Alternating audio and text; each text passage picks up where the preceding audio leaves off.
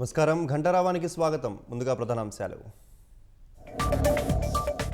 స్వర్ణాంధ్ర 2047 లక్ష్యాలకు అనుగుణంగా రాష్ట్ర బడ్జెట్ 3.32 లక్షల కోట్లతో ప్రవేశపెట్టిన మంత్రి పయ్యావుల. బడ్జెట్ కేటాయింపుల్లో సంక్షేమానికి అగ్రతాంబూలం.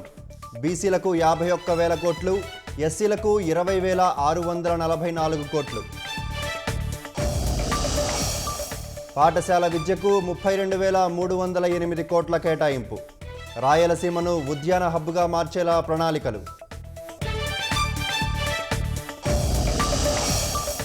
రైతు కలలను సాకారం చేసేలా వ్యవసాయ బడ్జెట్.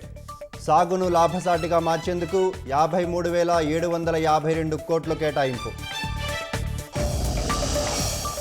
ప్రస్తుత పరిస్థితుల్లో మెరుగైన బడ్జెట్ ప్రవేశపెట్టామన్న సీఎం. ఇబ్బందులు అధిగమించి ట్రాక్ ఎక్కుతున్నామని వెల్లడి.